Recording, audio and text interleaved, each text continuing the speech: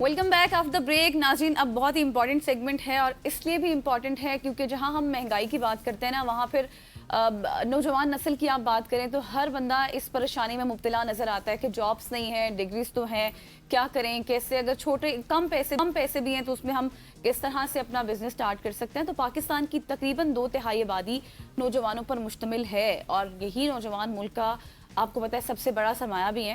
लेकिन सवाल तो यही है ना कि हमारे नौजवान सिर्फ मुलाजमतों के मुंतज़िर रहें या अपनी तख्लीकी सोच और अपने नए आइडियाज़ को भी कामयाब कारोबार में बदल कर ना सिर्फ अपनी बल्कि दूसरों की ज़िंदगी भी बदल सकते हैं। आज के इस डिजिटल दौर की अगर बात करें तो एक अच्छा आइडिया या फिर दुरुस्त रहनुमाई या फिर जदीद महारतें किसी भी नौजवान को एक कामयाब कारोबारी शख्स सकती हैं। आखिर नौजवान अपनी तख्लीकी सलाहियतों को मुस्तकिल आमदनी का जरिया कैसे बना सकता है, आगाज़ कहाँ से करे, किन किन चैलेंजेस का सामना होता है और फिर कामयाबी का रास्ता क्या है, इस पर बात करेंगे। इसी पे बात करने के लिए वज़ीर खान साहब हमारे साथ मौजूद हैं। ये एंटरप्रेन्योर भी हैं, फॉरेस्ट ट्रेडिंग भी करते हैं और बहुत कुछ करते हैं, चाहे होटलिंग की फील्ड की बात की जाए या फिर सियासत की बात की जाए। तो एक शख्स जो कि 6, 7, 8, 10 फील्ड्स में है, तो वो मेरा ख्याल है कि नौजवानों की अच्छे तरीके से रहनुमाई भी कर सकते हैं।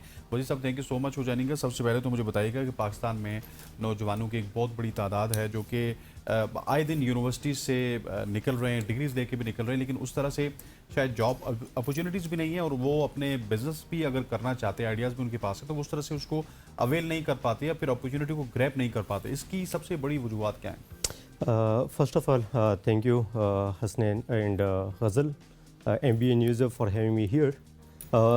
देखिए, यूनिवर्सिटीज़ की अगर हम बात करें, जितने भी आप किसी भी यूनिवर्सिटी में आप जाए, मैंने खुद इस्लामिक यूनिवर्सिटी से MBA किया है फाइनेंस में, जो management science and business department है। तो उसमें अगर आप देखें तो फर्स्ट सेमेस्टर से लेकर BBA के एंड तक और MBA के फर्स्ट सेमेस्टर से एंड तक हमें यही पढ़ाया गया कि आपने CV को बेहतरीन तरीके से ड्राफ्ट कैसे करना है, फिर और उसी तरीके से फिर आपने इंटरव्यू किस तरह देना है।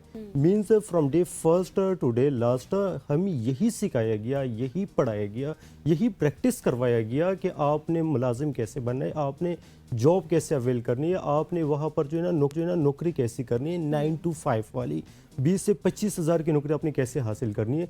There was no concept of business. अपने एंटरप्रेन्योर, हाँ, एंटरप्रेन्योर का एक जो है ना टॉपिक लाजमन था किताब के अंदर कि उसकी डिफिनेशन पढ़ाई गई और वो डिफिनेशन रट के फिर हमने जो है ना पेपर में उधर लेके मार्क्स लेने थे जस्ट फॉर दैट पर्पज़।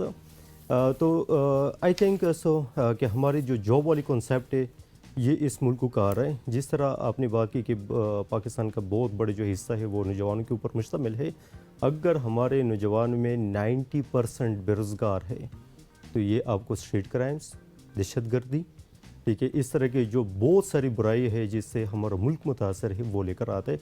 यही नौजवान जो किसी भी कौम का, किसी भी मुल्क का जो एसेट है वो उसी मुल्क के ऊपर बोझ बन जाता है। बिल्कुल, आपने बहुत अच्छी बात की। अच्छा वज़ीर, मुझे ये बताएं, अगर कम टू दी टॉपिक, अगर हम मेन इसको इसी अराउंड घुमाएं कि अगर फॉर एग्जांपल, क्योंकि आप तो माशाल्लाह अवार्ड याफ्ता हैं, नेशनल भी इंटरनेशनल सतह पर भी, तो एक कामयाब एंटरप्रेन्योर बनने के लिए पहला स्टेप क्या होना चाहिए, किस तरह से हम उसको स्टार्ट करें? अगर छोटा सरमाया है हमारे पास तो फिर किस तरह से उसको रन करें?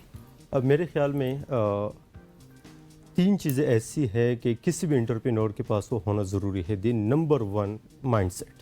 अगर आपके पास माइंडसेट है तो you are entrepreneur, you are a businessman. देखिए, एक चीज़ वेरी वाज़ेह है, जो आप सोचते हो वही आप हासिल करते हो। जब आप जो नहीं सोचते, फॉर एग्जांपल मैं नहीं सोचता कि मैं अगला पाकिस्तान का वज़ीर आज़म बनूं, ठीक है, तो कैसे बनूंगा, कैसे जदोजहद करूंगा। आप वैसे ही वज़ीर आज़म हैं, आपका नाम नहीं, अभी मैं जस्ट वज़ीर हूँ, आज़म अभी बाकी है। ठीक है, तो इसमें यह है कि the first thing is mindset, ठीक है।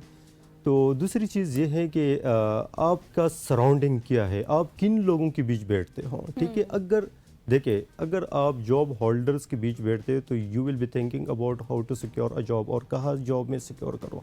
अगर आप बिजनेसमैन्स के बीच बैठे हो तो you will be thinking about business, ठीक है। एक और छोटी सी एग्जांपल देता हूँ, ऑन कैमरा में बताता हूँ। कोई बंदा जिसके 5 दोस्त, अगर वो सारे 50,000 रुपये कमा रहे तो वो मुझे ज़िंदगी में दिखाए कि वो 60,000 रुपये कमा सके, ठीक है। अगर कोई बंदा ऐसे 5 लोगों के बीच बैठता उठता हो जिस हर एक बंदा 10 लाख रुपए कमा रहे per month, I guarantee you कि एक दिन वही बंदा अगर 10 लाख ना भी कमा सकते तो 5 लाख कमा ही लेगा, जो उन 50,000 वालों का 10 टाइम्स है, ठीक है। تو جو آپ کے سراؤنڈنگ میں لوگ یہ بہت میٹر کرتا ہے، اور یہی ایک وجہ ہے کہ جو ہماری یوتھ ہے پب جی کے اندر لگے ہیں، اور اس طرح کی جو فضولیات ہے تو اس سے کمیونٹی ان کی بڑھ رہی، اور جو پروڈکٹیو کمیونٹی ہے وہ کنسائز کر رہی، وہ کم ہوتی جا رہی. ٹھیک ہے، چیلنجنگ ہے. And the third thing is communication skills, بہت امپورٹنٹ ہے. جب آپ منہ کھولتے ہو نا تو آپ بتاتے ہو کہ ہو ایم آئی. ٹھیک ہے، تو یہ ایک ایسی چیز ہے ہمارے معاشرے میں کہ ایک تو لوگ مائنڈ سیٹ نہیں بناتا، پتہ نہیں اس کے اوپر پیسے لگتے بھی ہے یا نہیں لگتے. آپ نے پیسوں کی بات کی کہ کتنی انویسٹمنٹ ہونی چاہیے. دیکھیں، اگر ہم کسی بھی بروکریج فرم میں چلی جائیں تو وہاں پر اتنے انویسٹرز ہیں کہ ہماری سوچ سے زیادہ ہے، لیکن ان کو ایسا بندہ نہیں ملتا جو ویژن کو ساتھ لے کر چلتا ہو، جو کاروباری سوچ لے کر چلتا ہو، جس میں انرجی ہو. اگر میں فار ایگزامپل آج کوئی بھی آئیڈیا لے کر جاتا ہوں کہ یہ آئیڈیا ہے، اس کے اوپر 50 لاکھ روپے کی انویسٹمنٹ ہے اور اس کا پر منتھ ریٹرن 10 لاکھ یا 20 لاکھ روپے ہیں، تو یقین کریں اگر وہ چیزیں میرے صرف باتوں میں نہیں میرے اندر واقعی ہو تو انویسٹر ایک دوسرے کے ساتھ لڑیں گے کہ پہلے میں نے دیکھا تھا. ٹھیک ہے، انویسٹرز بھی ہیں سارا سب کچھ، لیکن آپ خود انسان ہو. That's it.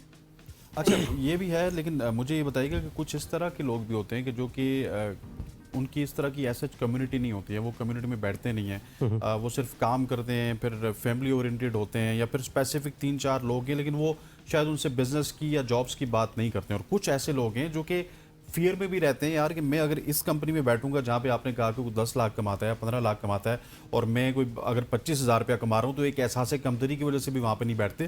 سو ان لوگوں کو کس طرح سے اپنے آپ کو گرو کرنا چاہیے؟ دیکھیں، ایک تو آج کل انٹرنیٹ کا زمانہ ہے.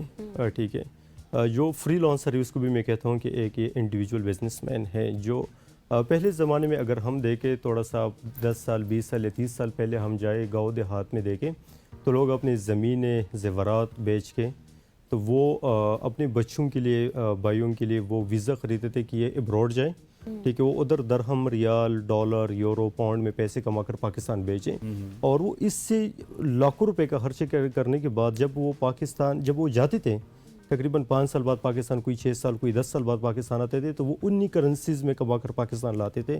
Now you are having freelancing. آپ پاکستان میں اپنے کمرے میں، بے شک اگر آپ انٹروورٹ بھی ہو نو پرابلم، لیپ ٹاپ کھولیں، there are a lot of platforms, کوئی اسکل سیکھیں، اسکل کے بعد اس سے پلیٹ فارم سے you don't need any community. ٹھیک ہے، آپ بیٹھ کے پروجیکٹ ہنٹ کریں، آپ اس کو ایگزیکیوٹ کریں، اور پاکستان میں بیٹھ کے ایک اندھیرے کمرے میں بیٹھ کے آپ ہزاروں ڈالر کما سکتے ہیں، ہزاروں پاؤنڈ یورو کما سکتے ہیں. You don't need to sell land, gold, anything else. یہی بیٹ میں یہی چیز آپ you can do at here. اچھا مجھے آپ بتائیں، آپ تو ماشاءاللہ ٹریڈر بھی ہیں، تو کس طرح سے آپ اپنے فیئر کو دور کرتے ہیں؟ ڈر نہیں ہوتا کہ اتنا لاس ہو جائے گا یا کیا ہوگا؟ دیکھیں، میں نے سب سے پہلے جو بات کی نا کہ مائنڈ سیٹ. ٹھیک ہے، mindset means mind, brain. ٹھیک ہے، جو آپ کا برین ہے نا، برین مسل ہے ایک. ٹھیک ہے، تو اس مسل کو جو ہے نا آپ جس طرح سے ایکسرسائز کرواؤ گے نا وہی آپ کو ریفلیکٹ ہو کر ملے گا. فار ایگزامپل اگر آپ فیئر اینڈ ڈاؤٹس میں چلی جائے نا، your brain, your mindset is gonna weaker.